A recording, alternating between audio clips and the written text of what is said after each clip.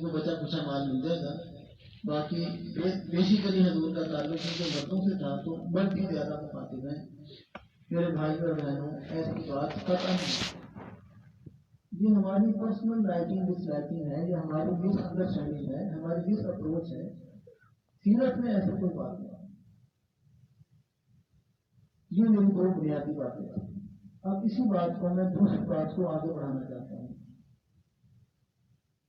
کہ سیرت کا جو تعلق خواتین کا ہے، مسلمان عورت کا جو تعلق ہے سیرت کے ساتھ، وہ میں تاریخی واقعات کی طرف صرف اشارہ کروں گا. باقی آپ ماشاء اللہ صاحب علم ہیں، آپ سمجھ جائیں گے. مردوں کی انٹری بعد میں ہوتی ہے، عورتوں کی انٹری پہلے ہوتی ہے. نمبر 1، حضور صلی اللہ علیہ وسلم کو جنم دینے والی ایک خاتون ہے سیدہ آمنہ رضی اللہ تعالیٰ عنہ. حضور صلی اللہ علیہ وسلم کی زیارت کرنے والی جب آپ دنیا میں تشریف لائے تو اولین طور پر 3 خواتین تھیں جنہوں نے حضور کی زیارت کی. دادا چاچا ابو تو تھے نہیں، اور بہن بھائی بھی نہیں تھے کیونکہ آپ کلوٹے تھے ماں باپ کے، اور کوئی وزن کچھ نہیں تھا، کوئی پھپھو نہیں تھی. اپنی اپنی جگہ پر تھی لیکن اس وقت نہیں تھی. وہ 3 خواتین کون ہیں؟ ایک تو آپ کی والدہ محترمہ ہے سیدہ آمنہ رضی اللہ تعالیٰ عنہ. دوسری آپ کی رضائی والدہ ہے جنہوں نے آپ کو دودھ پلایا، جنہیں ہم جلدی سے غلط نام پڑھتے ہیں، صوبیہ کہہ دیتے ہیں. صوبیہ نہیں ہے، صویبہ ہے، اور سا کے ساتھ ہے صویبہ.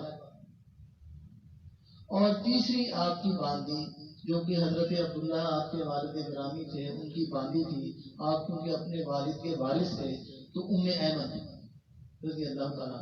یہ 3 عورتیں ایمان میں سب سے پیش ہوتی. جنم دینے والی خاتون، سب سے پہلے زیارت کرنے والی خاتون. اس سے آگے بڑھے، حضور صلی اللہ علیہ وسلم نے جب اعلان نبوت فرمایا تو سب سے پہلے آپ پر ایمان لانے والی ایک خاتون سیدہ خدیجہ رضی اللہ تعالیٰ عنہ. میری بہنیں بہت توجہ فرمائیں، بھائی بھی توجہ فرمائیں، لیکن بہنوں کا یہ خاص طور سے اعزاز ہے جو میں عرض کر رہا ہوں. صحیح تر روایات میں جناب خدیجہ رضی اللہ تعالیٰ عنہ جناب صدیق اکبر رضی اللہ تعالیٰ عنہ سے بھی پہلے ایمان لائی ہیں، کیونکہ صدیق اکبر فیملی ممبر نہیں تھے، جناب سیدہ تو فیملی ممبر تھے. فیملی تو شروع ہی بیوی سے ہوتی ہے، اس لیے بیوی کو اہلیہ کہا جاتا ہے. تو سب سے پہلے ایمان لانے والی ایک خاتون.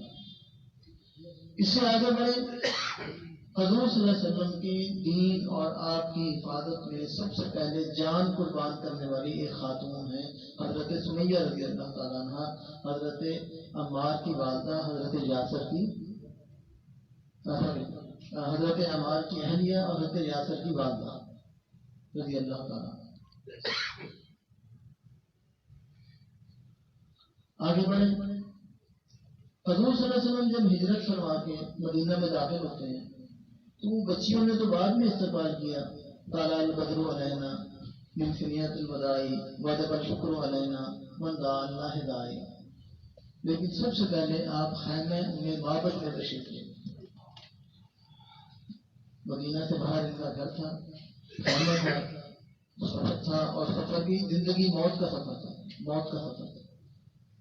حضور صلی اللہ علیہ وسلم نے خیمہ دیکھا، اجازت لے کر اندر گئے تو کچھ پانی یا دودھ طلب کیا تو بیوی نے کہا کہ کچھ نہیں، یہ لاکھ اس کی بکری کھڑی ہے اور یہ ایک گلاس پانی ہے، ایک بوند پانی ہے جو میرے میاں گئے ہوئے ہیں، شام تک جب بھی آئیں گے تو یہ راشن پانی پورا ہو جائے گا.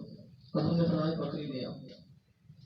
آپ نے اپنا دستی مبارک بکری پہ رکھا، اس بکری نے اتنا دودھ دیا کہ گھر کے سارے برتن.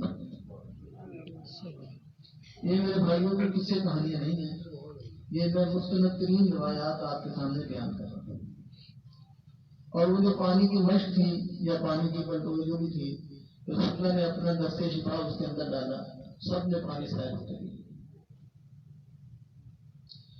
پھر اس خاتون نے اپنے گھر میں جو رونق اور برکت دیکھی، وہ حضور تو تشریف لے گیا واپس.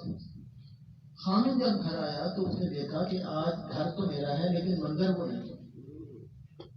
وہ خوشبو، وہ رونق، وہ برکت، وہ کیفیت. اس لیے میں عرض کیا کرتا ہوں کہ سیرت صرف علم کا نام نہیں ہے، کہ حضور کی زندگی کے بارے میں علم ہمیں حاصل ہو جائے.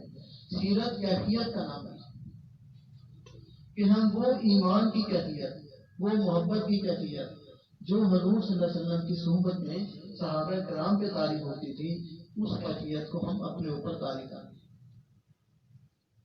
اب یہ حیرت کی بات ہے نہیں، صحابہ تو براہ راست حضور صلی اللہ علیہ وسلم کی محفل میں، آپ کی مجلس میں تشریف فرما ہوتے تھے. تو آج ہمیں تو وہ جو ایک عظمت تھی یا جو ایک سعادت تھی وہ نصیب نہیں ہوئی. ایسی بات نہیں. میں آپ کے سامنے دو مثالیں رکھوں. سب سے پہلی مثال شاہ ولی اللہ رحمۃ اللہ علیہ کے صاحبزادے ہیں شاہ عبد العزیز رحمۃ اللہ علیہ. بہت بڑی شخصیت ہے. باپ کے اگر برابر نہیں ہے تو باپ سے کم بھی نہیں. ان کی ایک کتاب ہے اجالا بر نافع. یہ اجالا جو ہے یہ آئین کے ساتھ ہے، الف کے ساتھ ہے. یہ اجرت جیسے کہتے ہیں، جلدی، یعنی اجرت میں لکھی گئی مفید کتاب، فارسی کی کتاب ہے. اور اس کی اجرت کیا تھی؟ مسئلہ کیا تھا؟ کچھ سفر کر رہے تھے، شاگرد بھی ساتھ بیٹھے ہوئے تھے. آپ کو پتا ہے کہ اس زمانے میں سفر چکروں پر، ریڑھیوں پر، اونٹوں پر ہوتا تھا. تو شاگردوں نے استاد سے سوال و جواب شروع کر دیے کہ استاد صاحب یہ بتائیں، استاد صاحب یہ بتائیں، سیرت کے بارے میں، حدیث کے بارے میں، اسلام کے بارے میں. ہمارا سفر تو گزرتا ہے ہینڈ فری کے ساتھ. ٹھیک ہے، ہینڈ فری کوئی حرام نہیں ہے. اگر اس ہینڈ فری سے آپ اچھی باتیں سن رہے ہیں تو وہ بھی حرام ہے.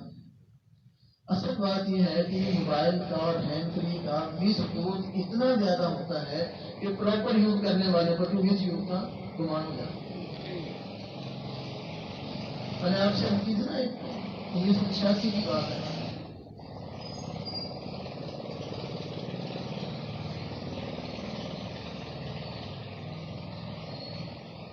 وی سی آر کا دور تھا. ڈاکٹر اسرار رحمۃ اللہ علیہ کا ایک خطاب تھا عظمت قرآن، جو ابو ظہبی میں انہوں نے ایک لیکچر دیا تھا 1.5 گھنٹے کا. تو جو میرا آبائی گھر تھا اس کا سین بہت وسیع تھا. تو میں نے دوستوں کو اکٹھا کیا، کرسیاں لگائیں اور وہ یہ سب چلا دیا.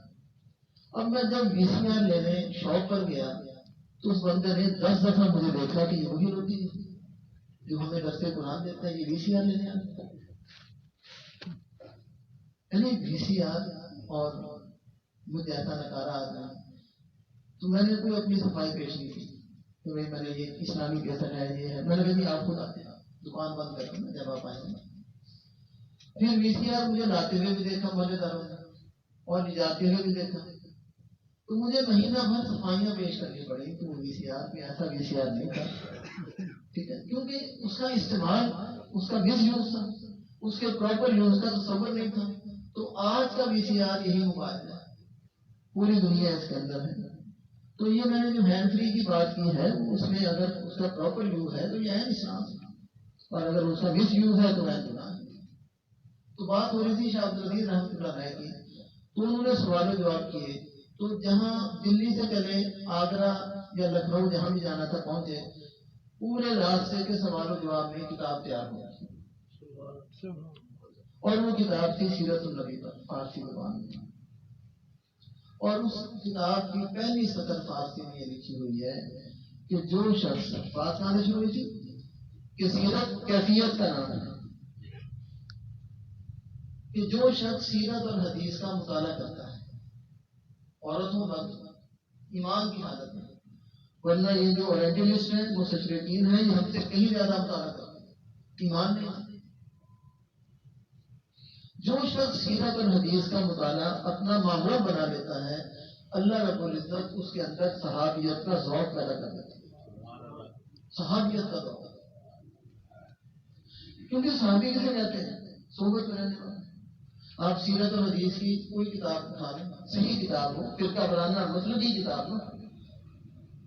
مسلکی کتاب کو تو کتاب جیسا مقدس لفظ کہنا بھی توہین ہے. اس میں صحیح کتاب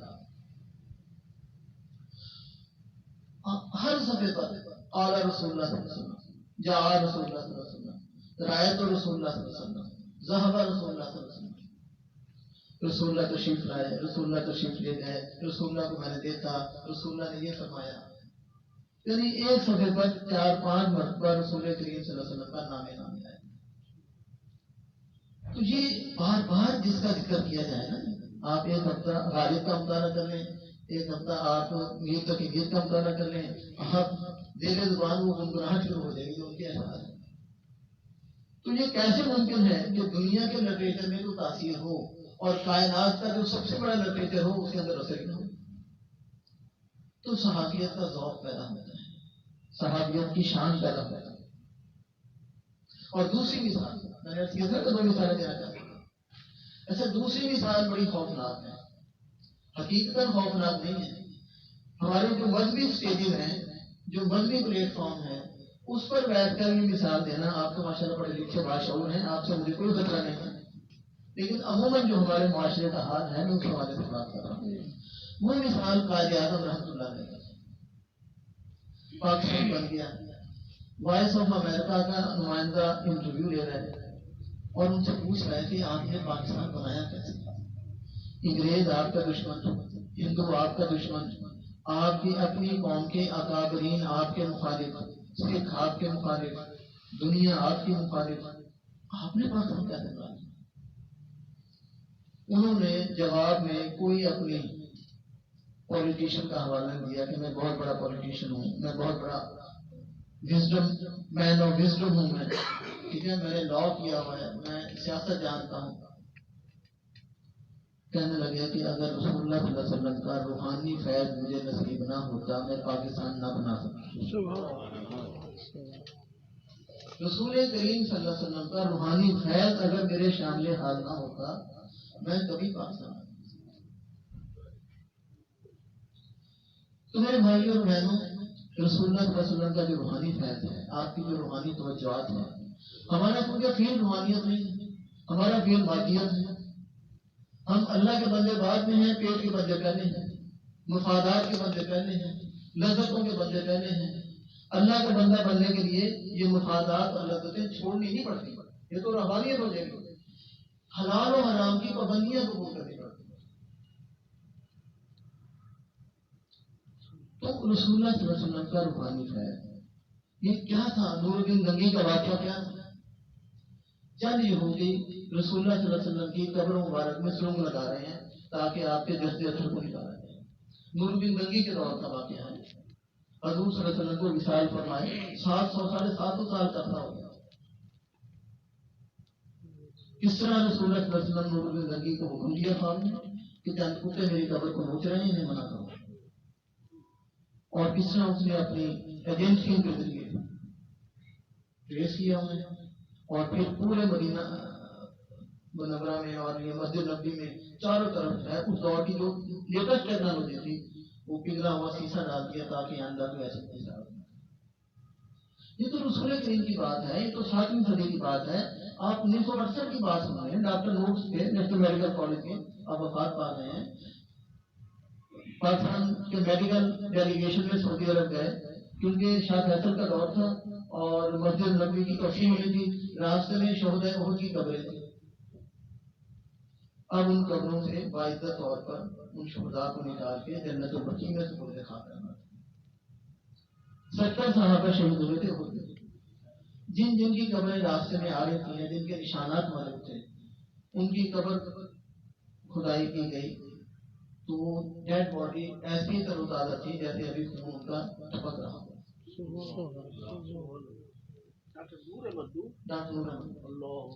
اور وہ خود بہت بڑے ولی تھے، وہ خود بہت بڑے ولی تھے۔ مقام بندگی دیگر مقام عاشقی دیگر، ضروری سیدنی خواہی دخاکی بے شلا تنا خود رہ گزاری کہ آج بے نیازی جان شہادت بر وجود خود خون دوست آخا۔ ہم تو ابھی مقام بندگی میں نہیں آئے، مقام عاشق میں کہاں ہے؟